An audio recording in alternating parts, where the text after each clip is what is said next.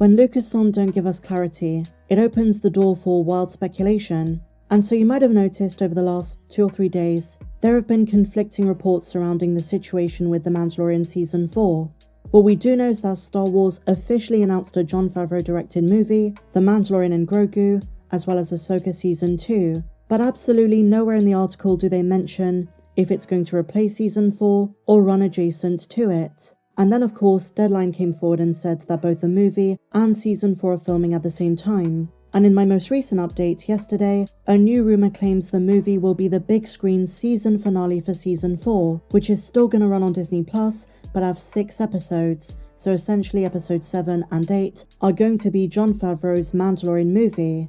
But we have no clarity on the situation, and well, there's a reason for this. There's a reason for the fan confusion, and it's all been laid bare thanks to The Hollywood Reporter, who do tend to have very reliable sources, so I would take their word for it over some of the other outlets and trades. And it seems as though there is a deliberate reason Lucasfilm have not addressed Season 4, and unsurprisingly, but it's still kind of mind-blowing, they simply don't know what to do structurally. They haven't made up their mind. At the moment, they're trying to have their cake and eat it too, being very ambiguous and vague. I mean, otherwise they would have had something way more solid by saying Season 4 is still going ahead, or Season 4 is being cancelled, and Jon Favreau's movie is the one that is going to replace it on the big screen. But they didn't even address Season 4. The Hollywood Reporter suggests there is a possibility that all Mandalorian projects going forward, with the exception of Skeleton Crew and Ahsoka Season 2, are going to be on the big screen. And if that's the case, The Mandalorian Season 3 was the last one to feature on the streaming service, which I find very hard to believe. Disney, all about making money, they're not going to substitute the money-making machine The Mandalorian was on Disney Plus for the big screen. They want both sources of revenue. They might go back and forth, some for the movie theatre, or should I say cinema, as a Brit, and some for Disney Plus. There may be more spin-offs coming, and the model, as the Hollywood Reporter state, is starting to resemble the model of Marvel Studios. More on this later in the video. So let's dive into this. Here's what they say. Star Wars gave us confusion more than anything else with its Jon Favreau movie announcement. Now this is just their opinion. They say, after the very meh Season 3 of The Mandalorian, who was clamouring for a movie? Well, I would argue many fans. They say, and what happens to Season 4 of the show? What happens to the Dave Filoni directed movie that was supposed to bring together the Filoniverse shows? Well, just on this point in their defence, they did actually address this. They do say in the final paragraph the Dave Filoni movie is separate to the one by Jon Favreau. And just a side note, they say Filoniverse. There's a lot of fans who don't like the phrase Mandoverse, but I think Filoniverse is worse. Okay, so then they clarify what they know. All good questions. And here's what we know. Pre-strikes, Lucasfilm was intent on making Season 4 of Mando.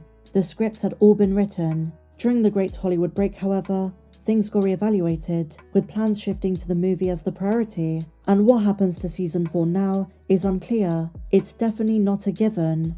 If the movie is a success, it could lead to next phase of Mando storytelling becoming movie sequels, so primarily being for the big screen. And then they say both box office and fan reaction would determine this. And I do think despite The Mandalorian Season 3's success, in terms of viewership on Disney+, same with Book of Boba Fett, Mando 2, there was a dip for some of the other shows like Ahsoka and Andor, but I do believe that the marketing of the film is going to help Disney+ immensely. They miss the casual Star Wars fan, the one that goes to the films but isn't subscribed to Disney+. And marketing the Mandalorian movie as something you would have to have seen the Disney Plus shows to understand, in their eyes could help get some of those casual audiences aboard the streaming platform. And similarly, it's getting Disney Plus viewers into cinema seats, so they're getting their Disney Plus money and the box office revenue.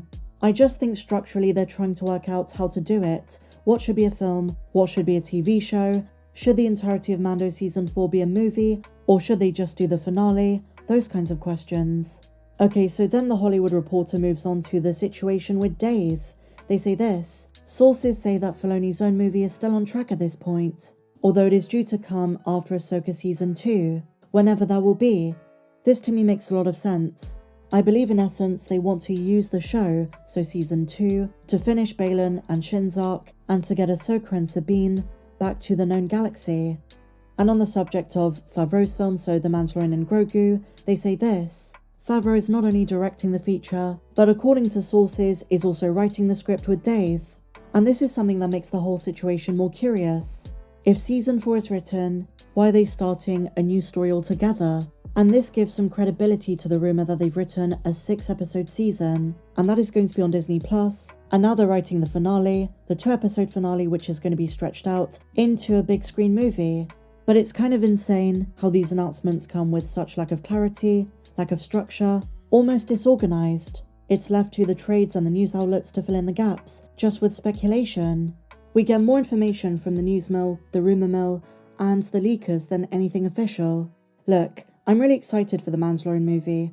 I've gotten a lot of flack for saying that. I know there are fans who are just done with the whole thing. But in my mind, it's a great opportunity. It's a great opportunity to show these amazing characters in a different kind of structure, in a different setting. A movie is not a TV show.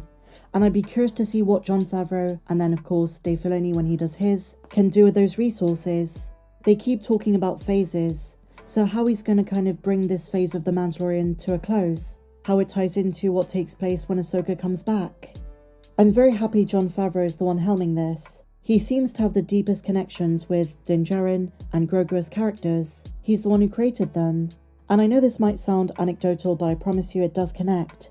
It reminds me of a Tamora Morrison interview where he talks about the first time he was called in by Jon, where they were talking about, we want to bring Boba Fett back. Tamora Morrison arrives, and there are paintings and concept art all over the wall, primarily for Boba Fett, in his Tusken attire, which we see for the first time at the end of Chapter 9, and then for Grogu and Din, and Tamora Morrison says how he almost can believe it was him, but the way Jon Favreau convinced him that, Boba Fett is needed for this story, we'd love to have you back.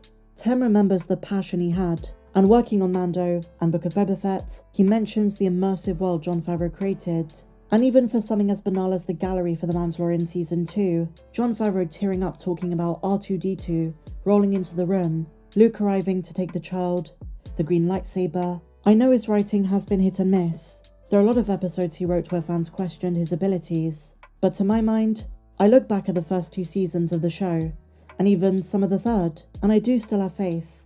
I'm very positive about this shift. I think it was about time. So let's wait and see how it plays out, but that is basically everything The Hollywood Reporter revealed. Let me know your thoughts in the comments down below. If you enjoyed this video, please be sure to give me a big fat thumbs up, subscribe if you're new, and I'll see you in the next video. May the Force be with you, always.